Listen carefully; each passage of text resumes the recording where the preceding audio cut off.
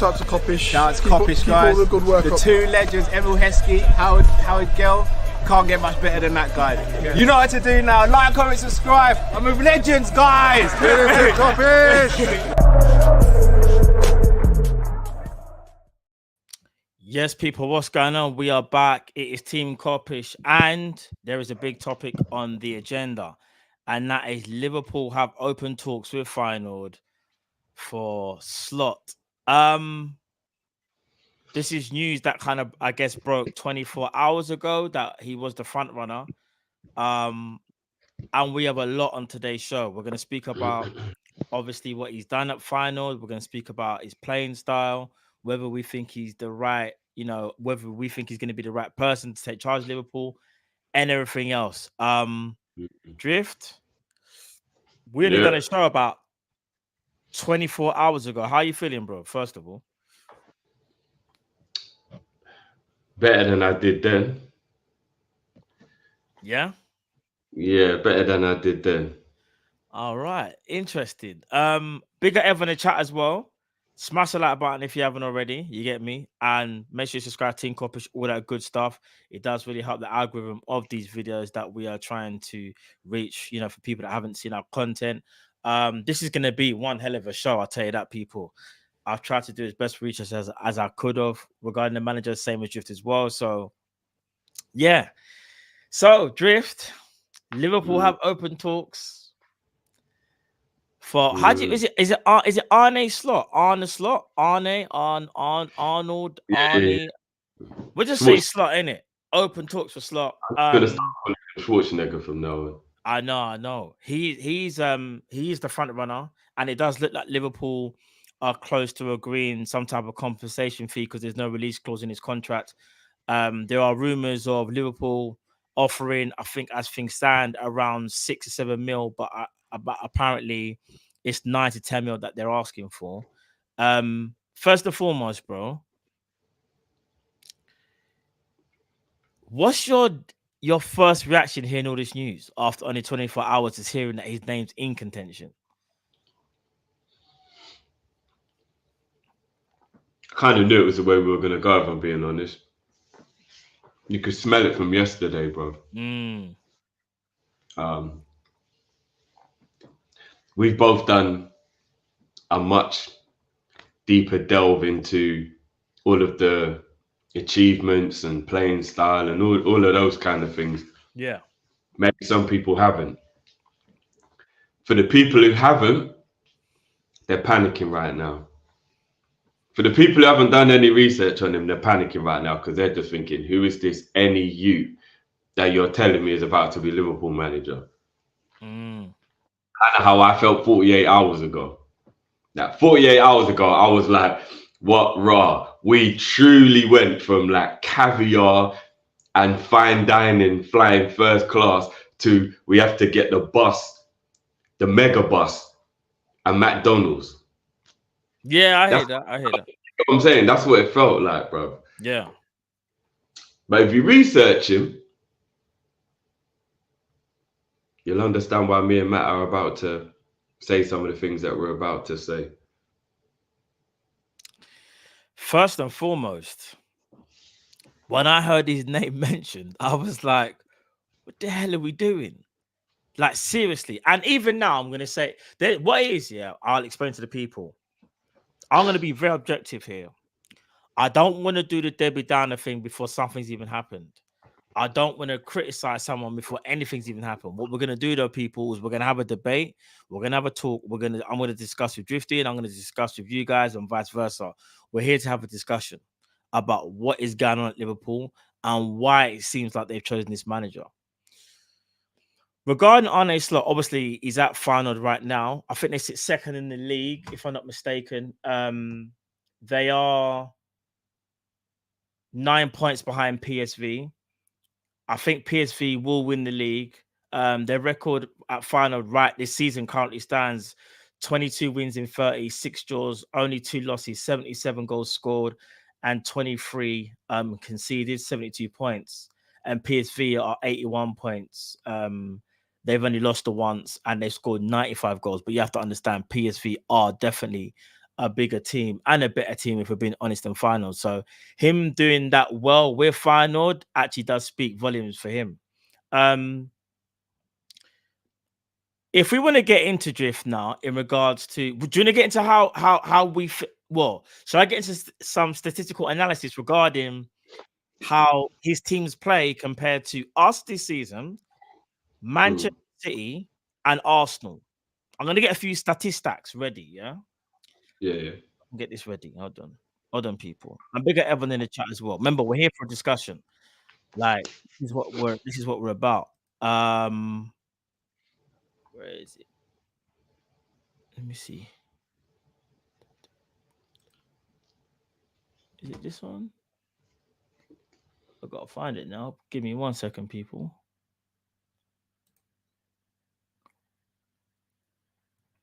Here we go. Right, I'm going to try and make the screen a bit bigger. Hold on. So you guys can see that. In fact, I'll go full screen. I don't know if you can see that. Jiff, can you see that? Or is it a bit too small? You're going to have to read it out, but I can see it. All right. So for the people, big up Data MB. This is from the Data MB website. And again, remember, people, we're about to talk about how his teams compare to us this season, Arsenal and Man City. We're here to have a discussion, right, people?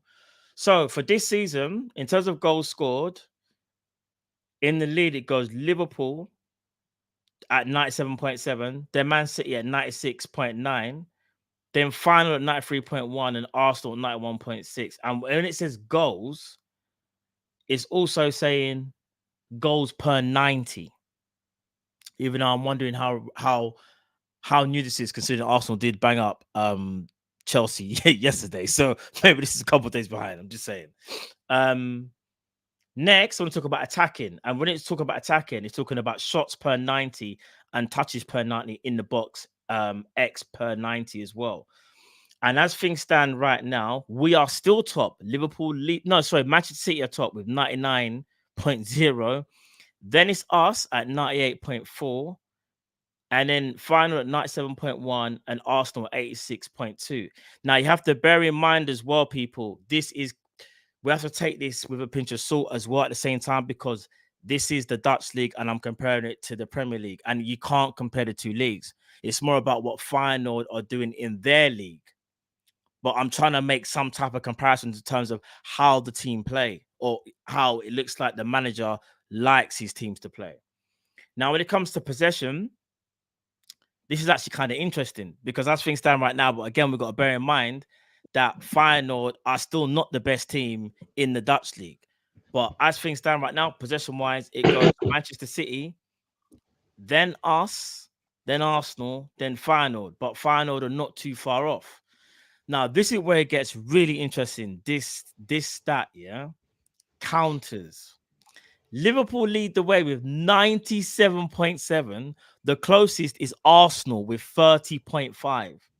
Then Feyenoord at 27.4, and then Manchester City at 13.7. Drift, with that counter thing right there, what does that tell you straight away, bro? About us or about Arne? About Slot, bro. And it's counter attacks per 90. That's what that stands for. That's what that stat is. Yeah. What does that tell you straight away? It's quite similar. No, for me, it's complete opposite. Liverpool on 97.7, bro. Feyenoord at 27.4 alongside Arsenal and Man City, which means he doesn't tend to counter his opponents. More maybe a possession-based team. Liverpool was that far ahead. Sorry, bloody hell. No. I've not been listening properly. I didn't. Yeah, bro, that's massive. actually, it's like yeah. Night Sorry, I just heard you say Liverpool at top. I didn't hear the gap was that much. Yeah, that's totally opposite then, for real. 4 times, yeah, that's totally opposite. Yeah, it's actually. But crazy. that could be additional. No, indeed. And again, people in the comments here, listen, big up as well. Remember, these comparisons is just it's just a little bit of something that we can kind of compare. Remember, you can't compare the Dutch league with the Premier League. These things might not even translate into the Prem. I'm only comparing what he's doing now in his league. I will say this though, bro, yeah, because I see a lot of people. I mean, I was on this train. Was Amorim if we couldn't get Alonso based on all the metrics, right? I'll be the first one to admit I didn't do my homework on the Dutch league. I didn't do my homework on the French league. You know, some of the leagues where, like, you know, maybe there are managers. I didn't really do my homework on those leagues, right? Yeah. I was only looking at the leagues where the managers we're being linked were from. So Germany, Portugal, etc.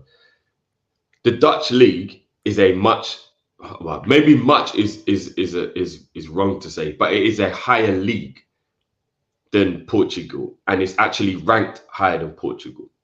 So if everybody was happy with Amorim, for whatever the reason may be, I don't know why everybody now is turning on the Dutch league as their barometer for their judgment. Because I don't know about you, Matt, but what I've noticed from everyone I've seen talking, the barometer, which we also have to watch here, people, as well, to not be borderline derogatory towards Dutch people in the Dutch league, because everybody's thinking it's kind of okay to just keep using Dutch in the derogatory term or in the negative term when they're having it. Like everything's, oh, but he's Dutch, oh, but the Dutch league, oh, but it's like, whoa, hold a minute, guys. Let's not start actually taking the piss out of the Dutch league. And statistically, it's ranked higher than the Portuguese league.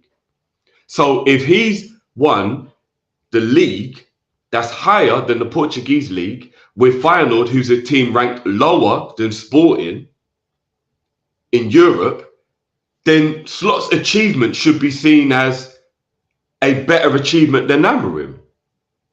If we're just talking statistically, Matt, do you get what I'm saying? He's won the league with a lesser team in a harder league. I don't know which league is higher, if I'm being honest, but no, it is. I was doing some due diligence today and watching a few bits and pieces or whatever, and even some journalists, some well-known journalists have said that the Dutch league is ranked higher than the Portuguese league. I don't care even if it's by one. The Dutch league is ranked 6th, if I'm not mistaken, in the top European leagues, and Portugal's underneath that. So even if it's by one place, a lesser team, because everybody here would also admit that in Europe, you know, whatever, the Dutch league would be a league you would watch more than the Portuguese league. Like, do you get what I mean? Even if we don't do the whole statistical thing or whatever, even if we just go based on common sense, people watch the Dutch league more than they watch the Portuguese league. So, but anyway, yeah. I just wanted to throw that in there because everybody. Yeah, no, of course. And listen, I understand. Go and what is this Slot you? But you're not looking at the metrics of what they've done, because you know what a lot of people are forgetting as well, Matt. Arne Slot, don't even just look at what he did at Feyenoord. When he was at AZ, you know he was about to win the league, but the league got AZ Alkmaar, Do you know what I'm saying? He was level on points with Ajax with like 6 games to go and having a better perceived season than Ajax, even though it didn't look. He could have gone on and won the league with AZ Alkmaar. So for him to be in that situation where he's almost had a Lewandowski, where the pandemic robbed him of an opportunity for him to win something major, and then for him to then win it with Feyenoord. But anyway, keep going, Matt. I know. Here's the thing. I see a lot of people in the comments saying they can call it what they want. No. I'm just saying, big at the chat. Like, obviously, like what people need to understand is like, no one's even saying this is the appointment we should have made. We're simply just pointing out things that he's done. And if we are to sign this manager, this is what you should expect. But obviously, what I'm also saying is, people, what we're doing basically is we're just giving you the evidence and you make of that what you will. Because we're not going to agree, people. Let's keep it a buck. No one's going to agree in the chat. So big at the chat once again. I'm not only got the chat. I'm just saying, like, people, take this information that me and Drifty are giving you and do with it what you want, so to speak. Pause, innit? Do you get what I'm trying to say? Like, it's up to you now whether you want to go and think like maybe he's gonna be right, or maybe he's just a dead manager. But you know what I'm saying? But big at the chat though, love each and every time. Smash that like button, please. Over 600 of you in here. Drift, one important factor we've also spoke about with Liverpool is defending, yeah? Yeah. Arsenal have the best defensive rating at 96.3. Second is Feyenoord. Third is Man City. We are last with 75.3. Liverpool. Physicality, Feyenoord are leading that race by quite a bit, 91.2. Then Manchester City 72.9, Liverpool 59.9, and then Arsenal 49.6. And then passing is a bit misleading because the passing means is it passing? Pressing. Pressing is passes per defensive action, but we know what the pressing thing is already. I'm saying about how they've calculated it. We are obviously top with 97.8. Then Arsenal at 91.0. Then Feyenoord at 85.0. And then Manchester City is 79.7. And again, I just want to stress again, this is what Feyenoord are doing in their league. I'm simply just comparing it to what everyone is kind of doing right now. Just a little slide barometer. You get me? But yeah, Drift, just quickly going through some of those statistics, yeah. I'm gonna say, in terms of what the identity of a team that he manages looks like, it is a possession based, except for I would expect not as many counters. I don't know if the counter pressing is going to be as strong as what we are used to right now. I expect a more compact, a bit more of a playing style to like an Arsenal / Man City compared to what we're doing now.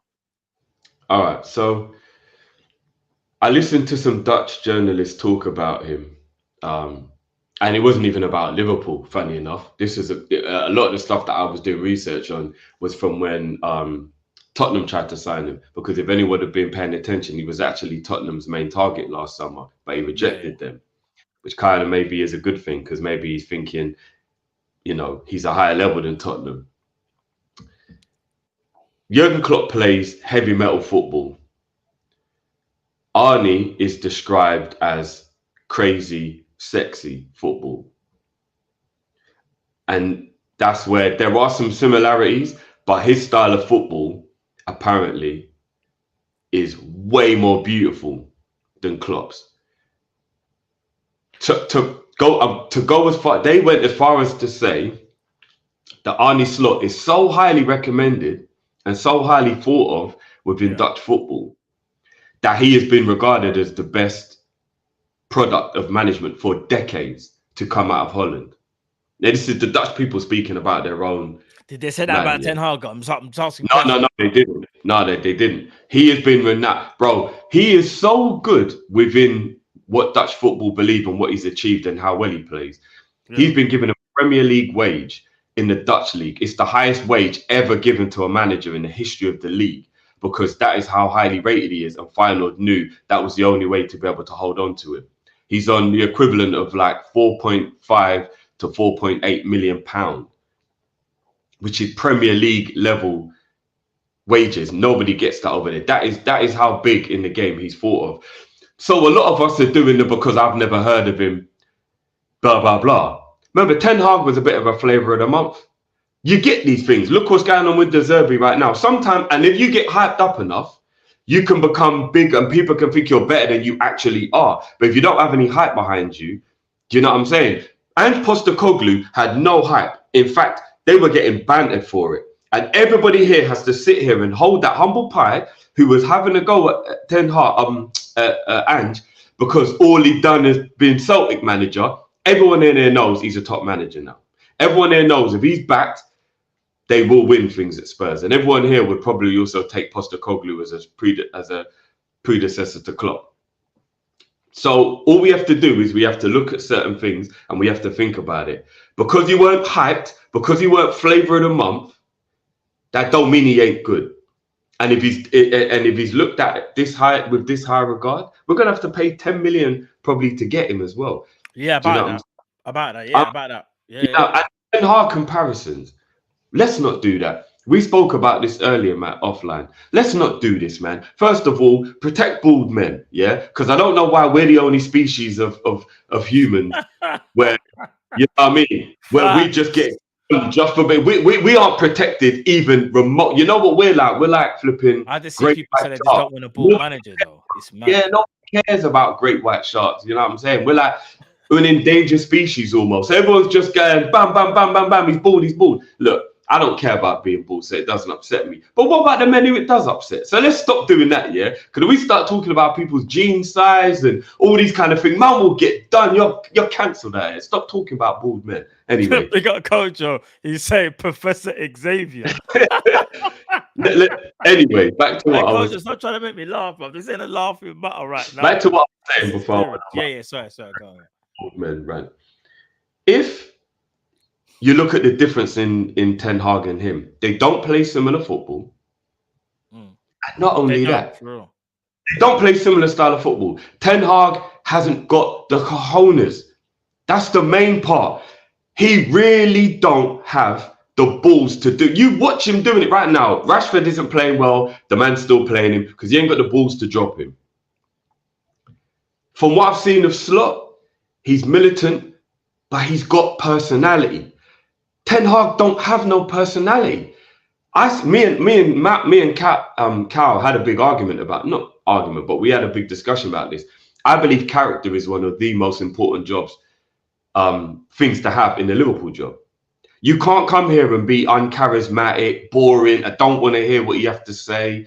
You have to get the culture of the club. All the things that made Klopp what we love is also the reason why, ironically, people berate him now. Loyalty and being nice and all that. When he was handing out them hugs in Champions League finals, everyone liked it. The hypocrisy is crazy, or the lack of awareness is crazy, because people go in on Klopp for all of the things now that they think have made him fall off, but they're all the things that also made him who he was and why we loved him. So you can't have it both ways, people. This ain't a cake and eat it scenario. Do you get what I'm saying?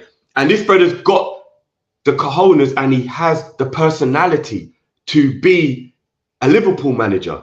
Ten Hag don't have the personality to be Man United manager. That job's too heavy. They should have done character assessment. It weren't just about what you do on the pitch. They should have done character assessment. Liverpool have clearly done character assessment because it's all we ever do. We never bring anyone to Liverpool who we haven't, done our due diligence on their character. Yeah, no, 100%. This brother has got all the minerals from that side of everything to be Liverpool manager. So not only are his credentials on paper good, his personality matches. Postecoglou has endeared himself through personality. If he sat there in press conference like Ten Hag, Tottenham fans will probably be annoyed at him, bro. No, bro. I'm a lying though, bro.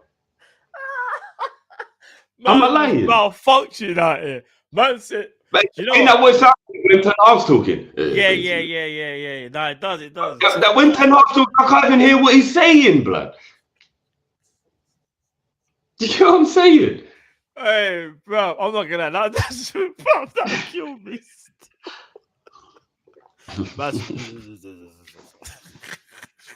So please, let's not do the because Ten Hag is Dutch and he's bald and Arne is Dutch and he's bald. It has anything to do with anything. It's got nothing to do with nothing. Ten Hag is Ten Hag, bro. Do you know what I'm saying? They ain't.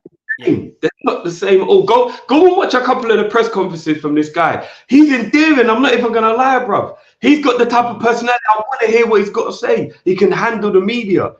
He's got all of those. Do you get what I'm saying? Like, and then go and watch other people, like Ten Hag. You know what I'm saying? It just night and day ain't the same. And for everybody who's saying yesterday I called him Humpty Dumpty, I wasn't talking about him. I was talking about any Humpty Dumpty that gets the job. I wasn't aiming that at one individual manager. I wasn't doing that. I would never. And you can even. No. Someone just said Ten Hag talks in 0.25x. You get what I'm saying? Some slow motion too. Oh, bro. Before we get into like playing style, I want to get to playing style, and I want to shout out. Actually, let me read out the super chats first, and then hold on, give me 1 second. Our computer's messed up. There we go. Where is it? Where the damn thing there? Hold on, people, give me 1 second. My computer starts to do a madness. Right, maybe that supers anyway, and then I'll get the next thing ready. Emperor said expecting him to challenge for titles against Josip That's supposed to be Guardiola. I think Joseph Guardiola, yeah. Yeah, Jay Guardiola. Treble winners of the Dutch league is madness, guys. I do not rate their Eredivisie in 2024. I understand that because nothing. As But things stand, you go. who can outdo Pep? I know you try and get the person who can get the closest, but we had the person closest, and we still only won one time. No, I know what I'm saying. I feel like because there's nobody better equipped to take on Pep as Liverpool manager than Jurgen Klopp. I think I don't think that even the other manager who's in the GOAT I would have said Alonso. I would have said Alonso. I don't. No, bro, that is totally speculation at this point. Of course. Because Alonso's I'm just saying, looking at it from I'm just saying, looking at it from if he was able to translate his methods and ideology over to that Liverpool team, I think he could have been something special personally. And that's the guy. Remember, that's the guy that we wanted originally, but we couldn't get him because he wanted to stay in. Yeah, of course. And Ancelotti, I don't think is a given. Ancelotti doesn't usually build teams. He usually masterminds and finishes off teams. Yeah, big up and pieces to the puzzle and then runs with it. As he said when he went to Liverpool, when we wanted him as Liverpool manager, the man asked for the bag, and it was one of the reasons we were like, "Nah, I don't think you're the right man." Because he is a budget manager, a spending manager. He ain't a budget manager. So who knows if Ancelotti would have even done well at Liverpool? No, agreed. Big up Pinto. He goes, "What are your views, Matt?" I'm gonna give my views in a minute. JD says, "Guys, I've been following the Dutch league for over 20 years and can say that he's the greatest manager Holland has produced in over 20 years." Do you know what? I take that a pinch of salt because you don't know if people are trolling though as well. That could be like a, you know, what I mean? I'm gonna believe. I heard journalists talking about this as well. Yeah, no, I agree. Pick up anybody that actually follows the Dutch league like this person here as well. If they do actually follow it, I just know that there's going to be trolls as well. But if you do actually follow the Dutch league and you've got insight, please do let us know. It'd be interesting to hear like your thoughts and you know what I mean about him potentially being your Liverpool manager. But big at yourself, bro. John Conway, big at yourself as always, brother. He goes big up Matt, Cliff and Callum. Big up.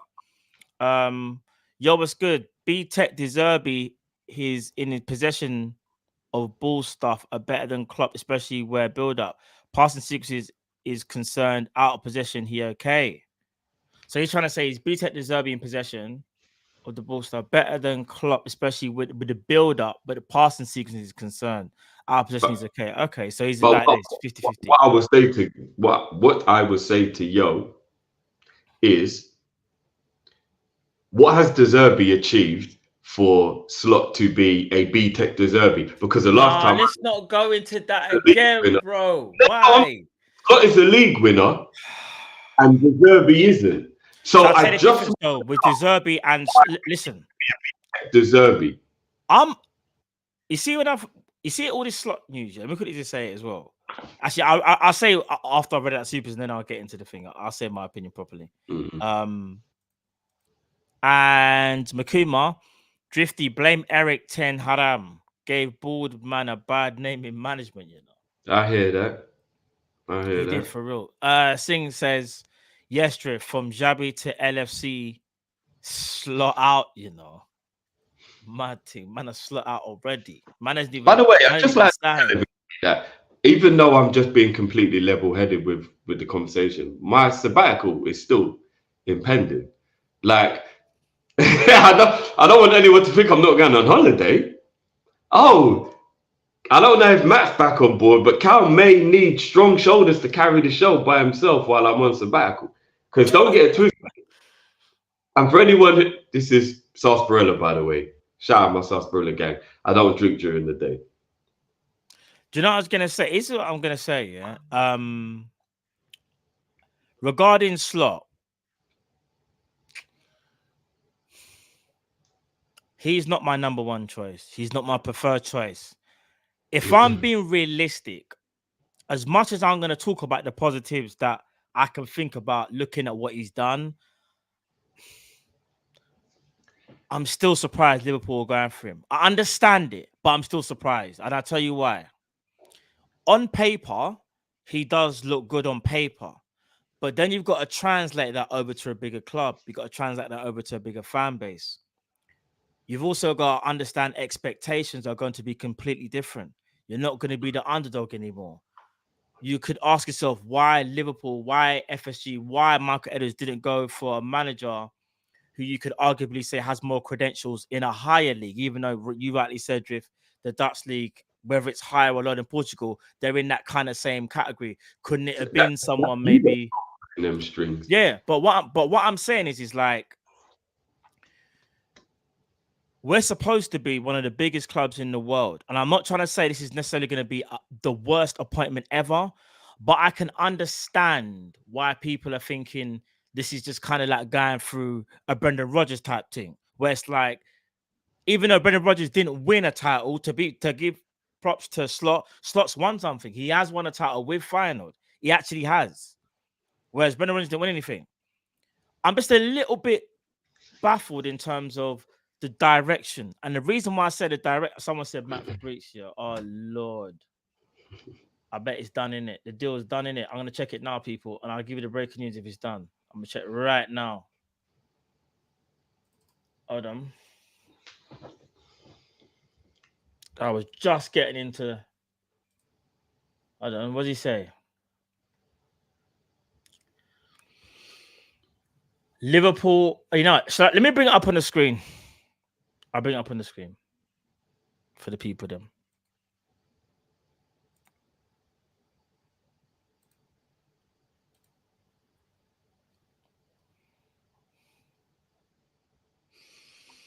Right, so scroll up a bit, bro. There you go. Can you see that? Yeah.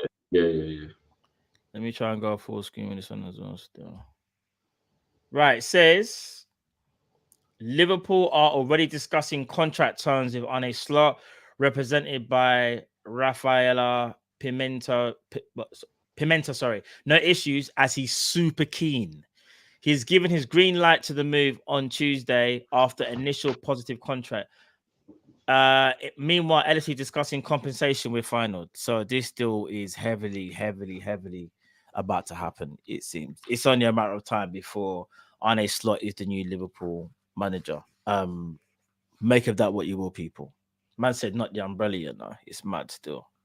She's Haaland's agent, Matt. I didn't know that. Man said Wilson Fisk cleaning the city. Yo, or the comments are mad, you know. Big up Emperor. He goes, this club moves like a painting with you lot are killing me right now. Hey, listen, I'll be real. Like I was saying, that's throwing me off now, you know. Like I was saying, yeah. I already know there's gonna be the biggest sort of like pushback from Liverpool fans thinking, why the hell is he the manager? And I can understand that. Right now, as fans, all we can do is just hope that Liverpool have got it right, and they're going to prove us wrong. Because I'm going to sit here and say right now, there's about 85 to 90% of people that do not want Arne Slot as our new manager. Bro, come on, we've got to be better around here. No, man, that super chat. I know, it got me as well. You know what I'm saying? But what it is, yeah, is for some reason, Liverpool think this is the guy. And I'm going to be real. They've got to do a lot of convincing. And man said Mr. Freeze. They got to do a lot of convincing. Drift's gone, you know. I say no, Drift ain't serious about the new manager. There's a lot of stuff I think that Liverpool need to convince themselves. And that's, is this guy the truth? Is he the right guy? Because I'll be real. Can someone remind me a Dutch manager coming from the Dutch league that's done well in the Prem? Man said Bill Goldberg. No, you lot. Louder thing. This is what I'm saying, bro. I'm telling you, yeah. People are judging this man on everything but his football, man. They're judging him on being Dutch. They're judging him on being bald. They're judging him on the way he looks, bro. That man called him Bill Goldberg, bro. He's literally being judged on everything other than his football. And let's be honest, I know this is funny, yeah. And I'm not gonna lie, some of these comments are killing me, and that super chat rattled me, yeah. Man said he's not Goldberg, he's Gilbert. You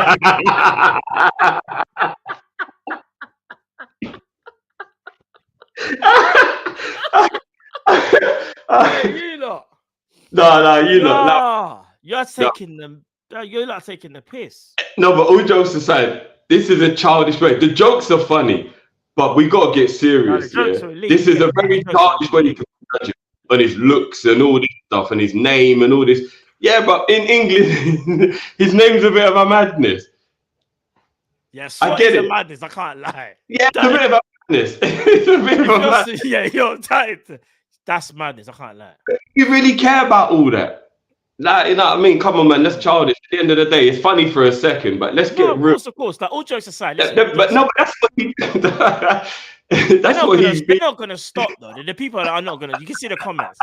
Man says slot shaming. You know. Man says slot ball is the new wave of football. Man said he's bringing Grant Mitchell as his assistant. Man's big up Jean Gray. She's saying Lex as our manager. Oh my days, bro! You lot, man, comments are going crazy. We're professional here. Stop it, man.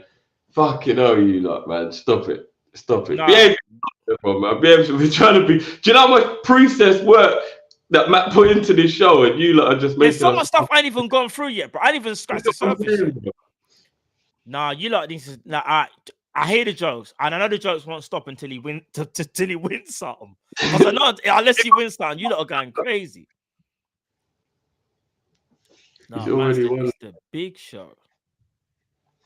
No, yeah, let me start. Yeah, I'm gonna do that. I'm Mr. Sharp. Now, James, I'm Mr. Sharp now. In terms of how like Amorim or Alonso was or whatever, the man's getting sued, bro. Man's getting judged on his managerial thing by how he looks, bro. Is that not the worst thing in the world to judge someone on how they look? Obviously, the people there are that's copying. They're just trying to make jokes because all jokes aside, deep down, people are really unhappy with who we're getting, and they're just trying to make fun out of it. Yeah, because they don't want to get serious about it. Because if we get serious about it, it's a reality thing, right? So one thing I am gonna do though, I want to big up a YouTuber called the Pitchside Pub. He done some analysis on Arne Slot about a month ago, and he's actually allowed us to use some of his video to show to you guys and big him up as well. His description is in the video as well, and so is his tag as well on Twitter. People go check him out. He's got some really good content over there as well. I'm just going to bring up some stuff regarding how Slot tactically wise, how he sets up and how he likes to play. And this is for people, all jokes aside now. I'm going to be serious now. I know the jokes are not going to stop, but I just want to break this down proper now and proper get into it because I've got a lot of stuff to talk about regarding. And don't get wrong, the chat was elite at that moment. The chat will always be elite. I'm saying they'll always be elite. Great. The comments were absolutely destroying me. But let's be serious for a minute now, guys. Though, yeah, go on, man. 100. All right, let me get the video ready. I'll try to get serious again, bro. Right, tell me if you can hear. Can you hear this drift? Yeah. Slot's tactical practice. You not hear that? Could you not hear that in the chat? Just quickly as well. Just put a yes in the chat if you could hear that. I'll put a no if you don't hear it. If drift can hear it, I'm actually about to hear that though. And I'll make it full screen as well. Could you not hear that in the chat? Let me know. And I'll turn up a bit as well. You could hear that, yeah, people? Yes. All right. Bless. All right, guys. It's just a quick, and again, I want to big up. Hold on. Where's the? Wrong thing. Anyway. Yeah, we'll do that. Are you talking about Pitchside Pub? You talking about? Yeah, Pitchside, but yeah, I'm gonna big him up as well each and every time because again, this is his video and he's allowed us to use his video. So big up. So people, this is his information regarding how Slot plays for Feyenoord. Here we go. Slot's tactical prowess and managerial expertise have been evident in Feyenoord's performances on the pitch. His ability to outmaneuver opponents, exploit their weaknesses, and adapt to different game situations reflects his tactical flexibility and astute understanding of the game. At the heart of Slot's success lies his tactical ingenuity and strategic foresight. His preferred formation, the 4-2-3-1, epitomizes attacking football possession and intense play. Slot's tactical setup emphasizes fluidity, creativity, and teamwork, with specific player roles and positioning designed to create scoring opportunities. One of Slot's most notable tactical innovations is his utilization of the double pivot in midfield to create central pockets of space and facilitate build-up play. They support the attacking quartet, consisting of a number 10, 2 wide attackers, and a center forward. The fullbacks start deep and wide, gradually moving forward to support with delayed runs as the attacking unit narrows. Slot favors an organized and purposeful press, utilizing the winger and fullback pairing to aggressively press when the opposition distributes the ball wide. This leaves a defensive back line of 3, with the double pivot providing cover. Slot sometimes varies his pressing approach, employing an extra player in the front line, particularly the number 10, to strengthen the threat on goal during high regains. However, his teams also demonstrate flexibility, dropping into a more reserved defensive block when necessary, with wingers offering support alongside the double pivot to form a solid defensive shape. This strategic approach allows Feyenoord to dominate possession and dictate the tempo of the game, while also providing defensive stability and cover. Slot's emphasis on aggressive pressing and early pressure in defense reflects his commitment to winning the ball back high up the pitch and creating scoring chances through quick transitions. His high-intensity playing style demands hard work, determination, and unwavering commitment from his players, reflecting Slot's own ethos as a coach. Slot has been Marcelo attractive brand.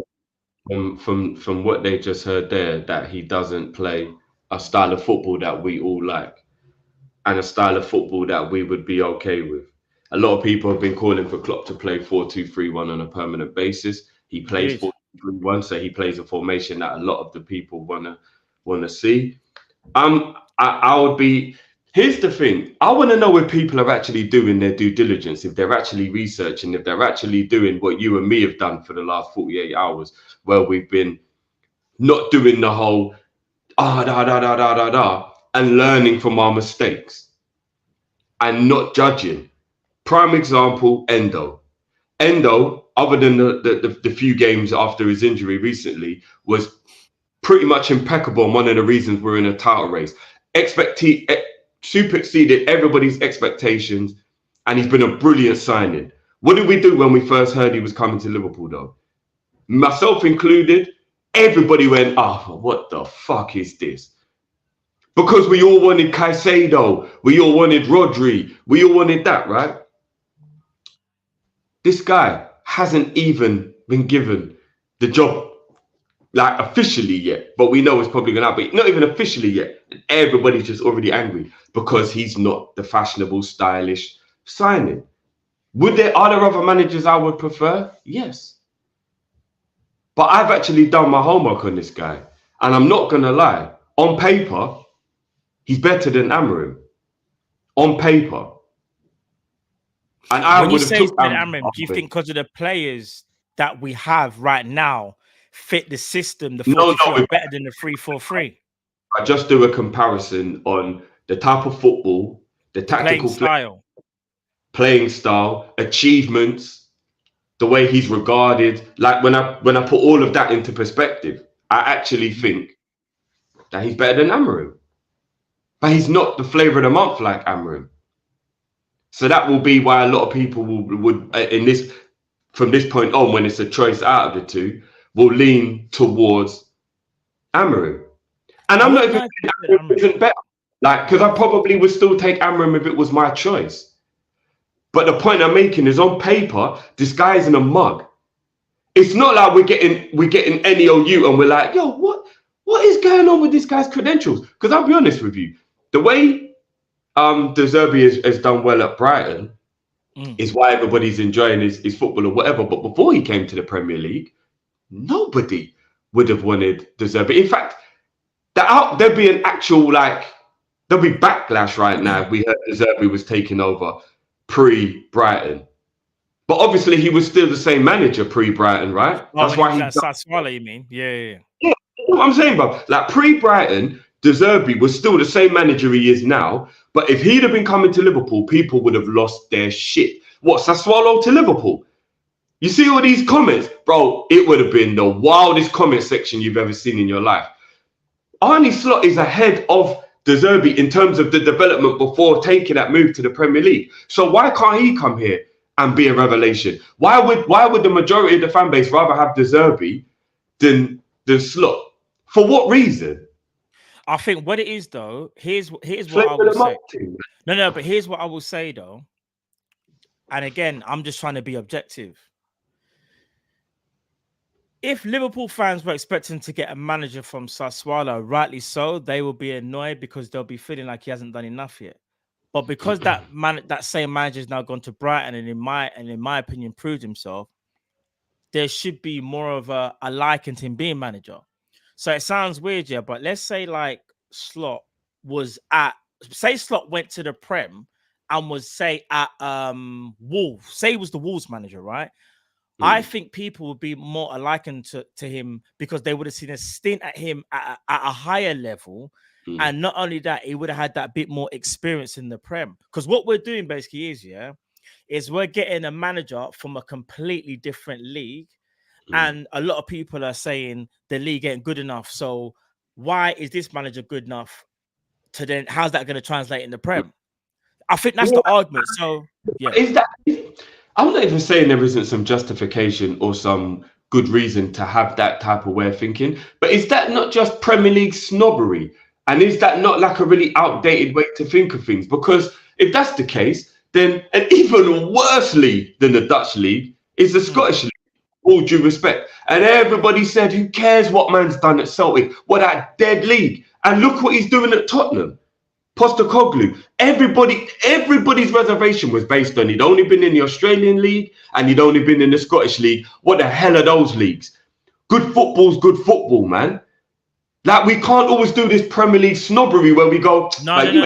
I'm not saying that. I'm not saying that. We always think this, like, then that's like saying no players played in the Premier League should be bought by Liverpool. No, what I'm saying that there was more of a sample size for people to judge closer to what they're about to see, and we have to keep it a buck as well. As good as Ainge is as well, Ainge ain't won anything.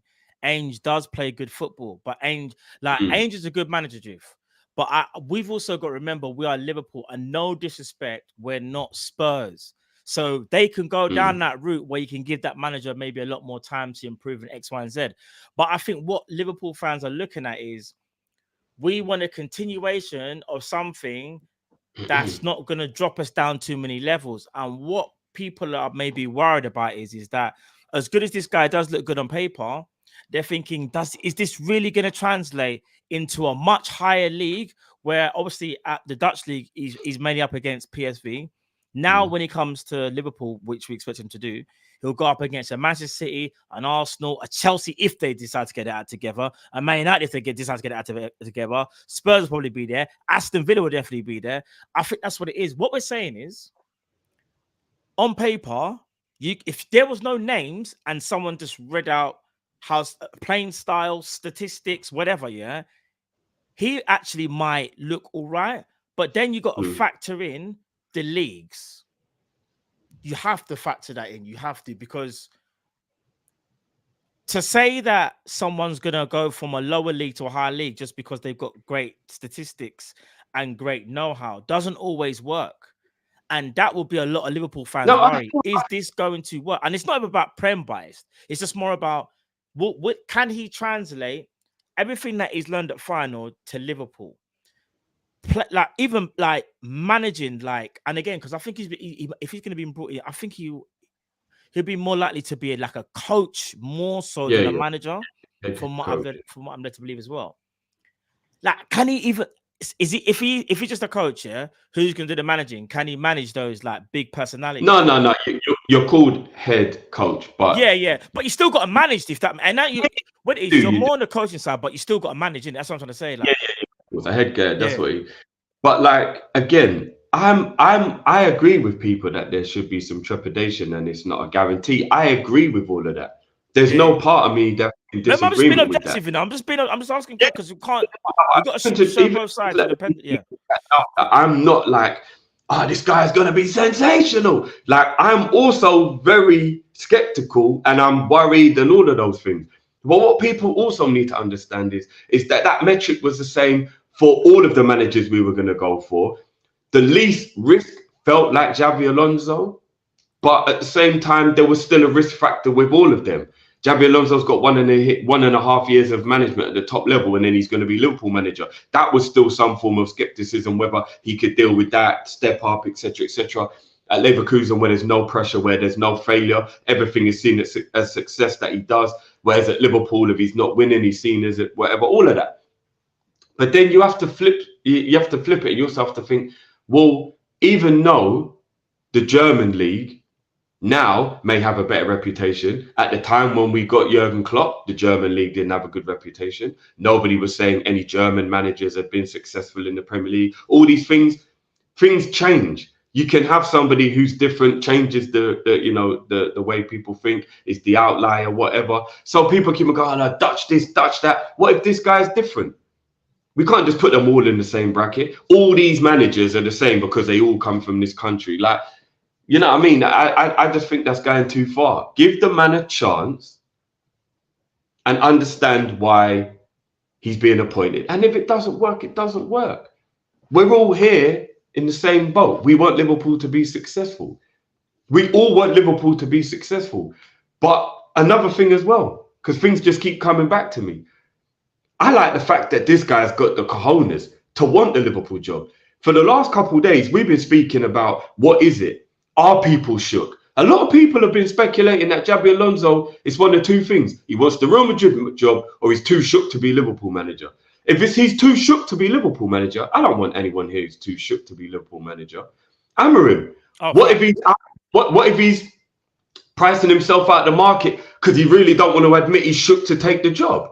Because I don't understand how he's going to end up at West Ham, but he's scoffing over wages at Liverpool. What would you rather do? Be on 7 or 8 mil as Liverpool manager, or be on 10 mil as West Ham manager? With all due respect. So if Amorim ends up at West Ham, maybe he didn't have the cojones to be Liverpool manager. Because why would you take West Ham over Liverpool? The only thing can be you're shook to take over after Klopp. And let's be honest, taking over from Klopp's are madness. And we're probably going to need a season to get over that, even if Pep Guardiola took over. So what if the manager might need a year anyway? So Slot's first year in the league to learn the league will be a year we were not going to win the league anyway. Because can anybody really sit here and tell me that they believe that anyone who we brought in was going to win the league in their first year? I'm not saying it can't happen, but let's go with probability over possibility. What was the probability of Xabi Alonso or Amorim winning the Premier League in his first season, especially if Guardiola is still here? Yeah, and no, of course. That Arteta has now built up. So we probably needed a year anyway, right? Yeah, I would have said so. Here's the thing, and again, I just want to make this clear. I think this is what I think. He's going to be Liverpool manager, but I don't think we should just write him off when he hasn't even done anything. He hasn't even taken a training session. Like, all jokes aside, people, I'm not going to sit here and gaslight and say, "Oh, you man are wrong in the chat. You know, this guy's going to be sick." All I'm saying is just give him a chance. Do I want Slot as my manager? Not really. I'll be honest, no. But what I am going to do is give him a chance. And from the things that I've been trying to research on and whatnot, he does look good in the Dutch league. But whether that translates in the Premier League, I don't know. But all I can do is just hope that Liverpool made the right appointment. Like, there's no point me doing the whole Slot out thing, and my man hasn't even done anything yet. Do you get what I'm trying to say? He hasn't even managed one game in pre-season. Man can't be doing the Slot out thing already, personally. I know that other people do that, and fair enough. It's each to their own. I'm not telling you to, I'm not trying to convince you. Do you guys want to say? What I'm saying is, give the man a chance. Let him land. If he lands in a bad way after 5 games, you know what we're going to do. We're going to tell Mana for leave. But we're not even there yet. So all we can do right now, again, is present to you what he's doing right now. And he's doing pretty well. And let's just hope that it translates over to Liverpool. Because, listen, we all want the same thing. We just want to be back at the top, winning a league title and another Champions League. That's what we want, innit? Do you get what I'm saying? And I know it's going to be an uphill battle because there's so much things I want to speak about. Like, even about, okay, Drift said, like, I think he's a good man manager as well, yeah? But again, it's like, I don't know if I'm ever going to... Yeah, and I don't know if I'm gonna see now. What's that, sorry? I want a good man manager. No. So We're Liverpool. We need to have a good man manager. I don't want no Jose Mourinho dressing rooms. Yeah. No, of course. What I'm saying is though is that manager, but you also want a manager that's going to be able to handle the pressure. That's another thing. Because remember, like I said before, Feyenoord, Liverpool, two different type of animal right there. No, just of course. Feyenoord. Liverpool, you're expected to challenge minimum for the league and try and get at least one trophy. There's different there's levels to this. There's complete levels to this, and that's why I understand why a lot of people are against it. But what I am saying is just let the man live and let him have a chance. Because I'll be real, we could have maybe I would have preferred Amram, of course. I would have preferred Alonso. Alonso was my preferred choice. And I'll be real. I'll keep it a buck of you. Drift's gonna hate me for this, but he knows what I'm gonna say. I would have probably preferred De Zerbi. But maybe that's just because I'm a madman and I prefer De Zerbi's style of play. But I also think he's a progressive coach. He's on the way up as well. Remember, he's doing that at Brighton. Do you get what I'm trying to say? And he got Brighton into Europa. But again, like all I can do and say now is we're gonna get Slot in it. Pause.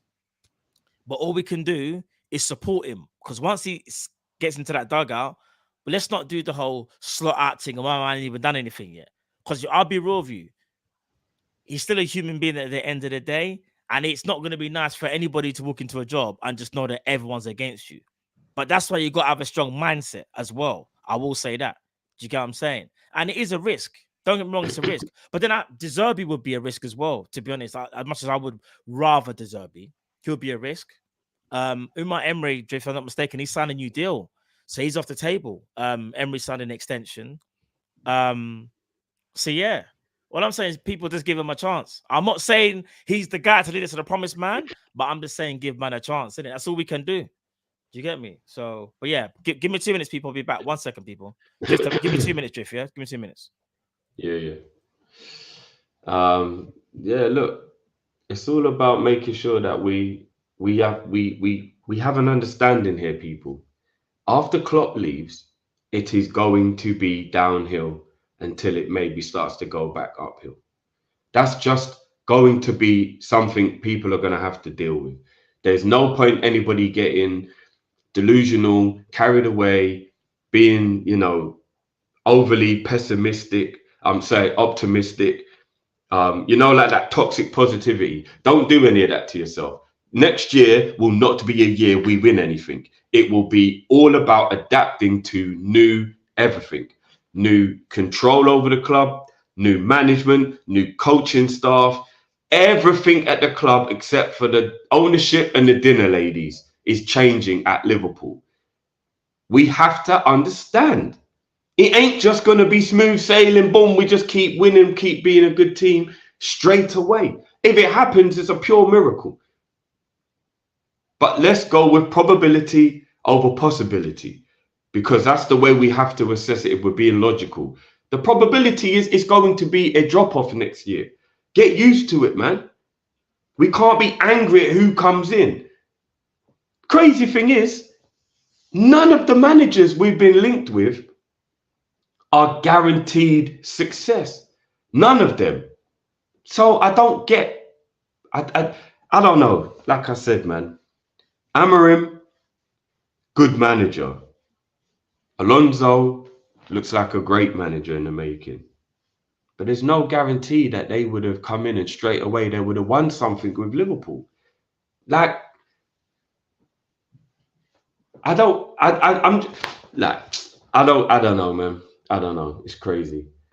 People are obviously entitled to their opinions, but to be writing the man off because of the way he looks and the way his name is and stuff like that, like, is that really what you lot are doing? Because the jokes are all funny, and earlier on you lot had me. Like, I was done. The jokes were hilarious. I get it. But if we're having the serious part of the conversation, because this is what we do here on Kopish, guys, we have the jokes, but we also have the serious.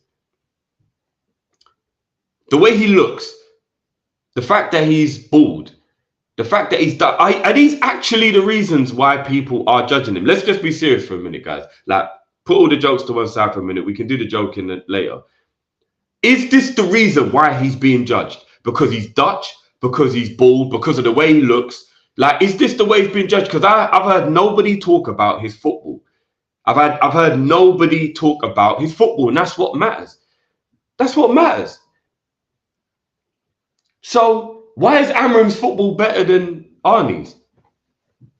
I just want to know. If, like, and then maybe you can convince me into believing your way of thinking and understand it a bit more. But somebody told me, what is better about Amarim's football than Arne Slot's football?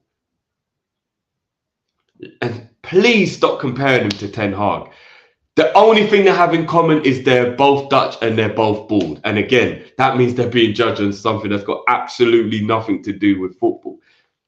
So please stop the Ten Hag comparisons. He has got nothing to do with him. Yeah.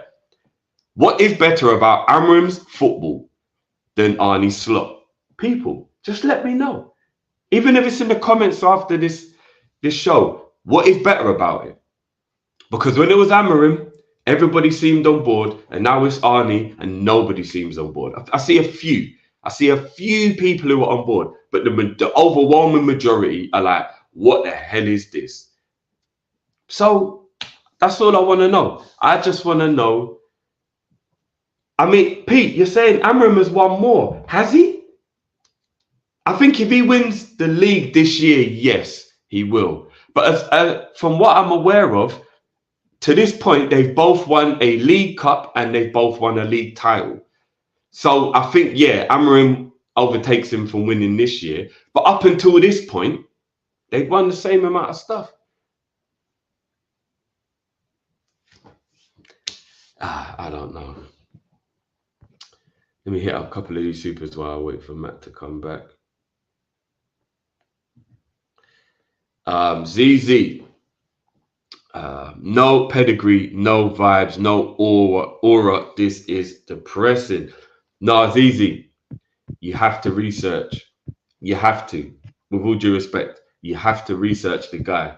He definitely has, I mean, I don't know if vibes matters, but he definitely has aura and he definitely has a good dressing room. He does. Like, we can't just, you know what I mean? We have to be informative in the right way. Pedigree, yes, he's not got that elite pedigree, but he's still a league winner. But no, he is a very charismatic, dressing room dominant manager. He's not someone who's a pushover or quiet or anything like that. That's not true.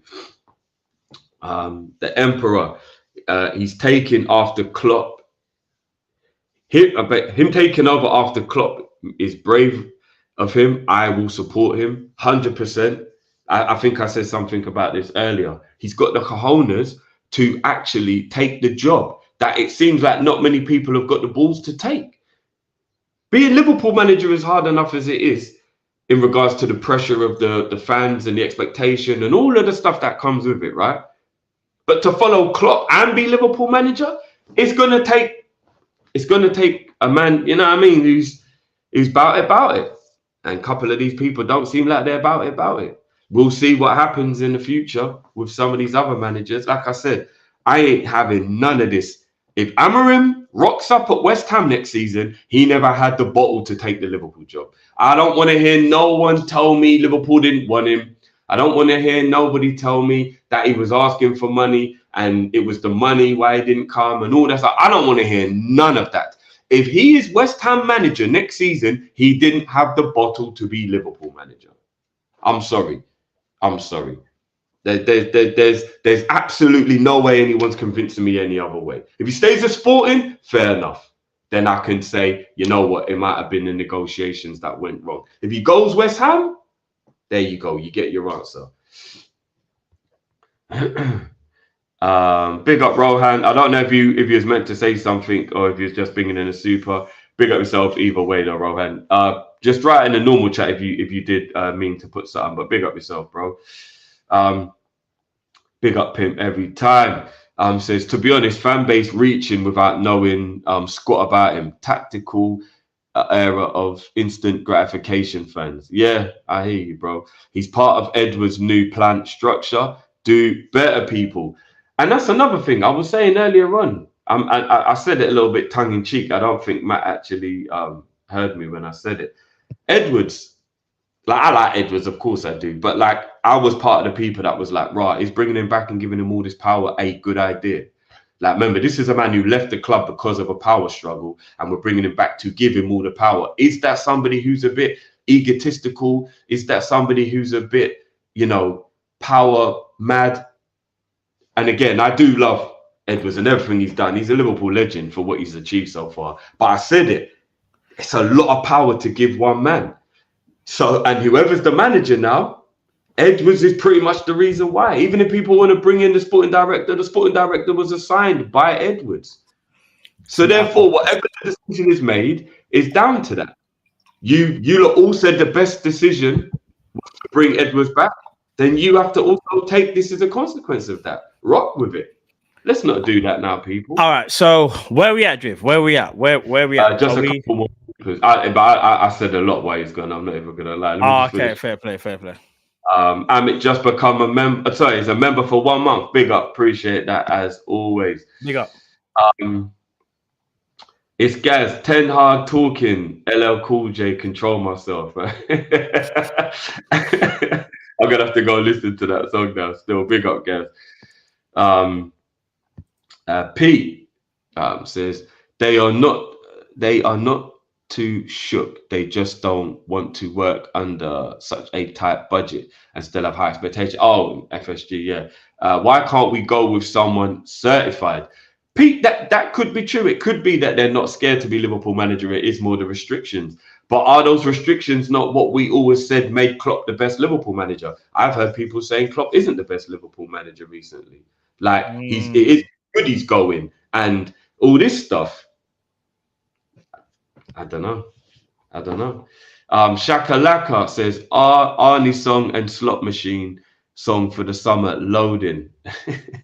Edwards might be onto something here with his playing style. Human management will make or break him. These lots of players can play. Yeah, there's some good players he's coming in here to manage as well. Better players than he's got a Feyenoord. 100%.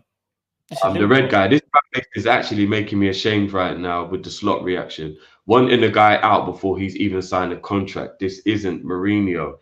Very good point there from the red guy. There's bad toxicity going around right now. I can understand liking him and thinking you don't want him, but he's kind of getting like abuse. And it's too it's a bit. Yeah, mad. I think abuse is that's what. Like, come on, man, we're better than that. You can say you don't want a manager and just be like, I don't think he's the right guy. But to start like really I'm never really talking about the joke. If you go online, bro, like he's getting abused, bro. No, of course, but do you know man ain't even job yet, bro, and he's getting abused, bro. It's crazy. It's so silly, but I'm not joking. This is the real reason why he's getting a lot of slack. It's because Ten Hag, who was supposed to be a good manager, at Ajax, went to Man United and he's failed and they want him out. And literally it's because he's Dutch and he's bald. People just doing that whole silly narrative of, oh, you're getting a bald Dutch guy. Oh, and he played at a lesser club. Like, you know what I mean? Like, come on, let's not do that. See, the first time, as I said that, I just see in the chat Ten Hag's cousin. This is what I'm saying, bro. Yeah. No, it's forget about it. And the toxicity going on at Man United isn't comparable either. Do you know what I mean? Ten Hag might still be a good manager, and Man U are just Man U, innit? Like I don't know. Pimp says, since when did you man start streaming in kindergartens? Loads of dribbling toddlers shouting for their mothers, kiss my teeth. Oh, Solvers, mothers? Servers? Solvers? Yeah, maybe I don't even know what Solvers means, Pimp. So I thought it was a misspelling, but he actually might have said Solvers. But anyway, yeah, I get Pimp's point though. A lot of people are being very childish in their response, especially online. They're very childish online. Yeah, 100%. Got Jamie in it. Big up Jay. And Jamie says, you know how much balls it takes for Edwards to appoint Slot after Klopp. There's some praise for Edwards there from Jamie. It does take a lot. It does. It actually does. And I know people are literally going to be doing the whole, if it goes wrong, But no one's not saying it's not going to go wrong, you know. But what I'm saying is we can't change that. We can be vexed. Don't get it twisted. We can be vexed that we're not getting the manager that we want. But we also have to understand it's called reality. Reality is right now. It's like he's going to be the manager. I can't sit here.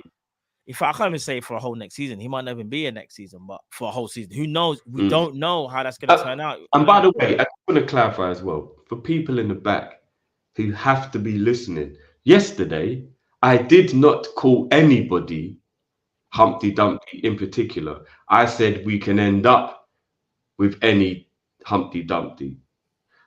I was not talking again. If you lot just hear Humpty Dumpty and because Ten Hag is bald and Humpty Dumpty was an egg, you lot put that together, that's you lot's dirty mind. I did not liken him to anyone. I was talking about metaphorically. So again, to clarify, everybody stop saying that I called him that. We was yesterday, if you go back and watch it, you will see I actually said I would take him over all of these other managers. And Matt made me late for where I was going by not letting me go, by attacking me for what I said. I would take this brother over De Zerbi and all these other men. And I said it yesterday. This ain't revisionism. Matt, you can back me on this. This is why we argued yesterday for 20 minutes. Yeah, you said you said that. Yeah, I remember, yeah. I said I'll take him over, man. So I'm not doing this back and forth thing. I would still pick Amorim if it was my choice. Oh, you chat crazy. This guy is a good manager. This guy is a good manager. So it is what it is. It's going to be an ideal thing off the clock. I think people need to understand this is why I'm taking a sabbatical. Because I know after clock it's going to be a mad one. It's going to be a mad one. Much. Don't think about it too much. Yo, Emperor says, I think LFC were also shook of the idea of Edwards at another club. This guy isn't coming into this club to sabotage. He wants to help this club. He does. But Edwards is still a human being. I can get things wrong, 100%. But I hear you, though. Big up Sadiq, as always. Big up, brother. It's all fair that is in the fan base. Everyone wants to be doing the bantering, not being bantered. If he's appointed, I'll get behind him as we should. Yeah, no, I hear that. Bro, listen, I'm the same as you. I just think whichever manager it is, we have to support them. We have to, innit? It's what we're here to do. Because at the end of the day, you just want the team to do well. You want to get results. Regardless of who the manager is, all jokes aside. And it is because it's fear of the unknown. It's fear of, oh my days, it's not Alonso. It's not Amorim. Oh my days, I've been linked with some random Dutch guy from the Dutch league. What's going on? It's the fear factor, bro. You know what we are right now? We are the guy who married his childhood sweetheart and has never known any other love other than that woman. And we're 25 years into marriage. She's just cheated on us and we realize we've got to leave her. The fear of the unknown, bro. You're petrified. You don't know how to talk to other women. You don't know how to be around other women. You're used to living in your home. You know what I'm saying, bro? Fear of the unknown, bro. And certain men might stay in that marriage for the fear. They'll just sit down and hold it and all be upset because we can't be scared of the unknown. Let's go out into the world and see what goes on. Man like Nala said, and now you got to go to the strip club.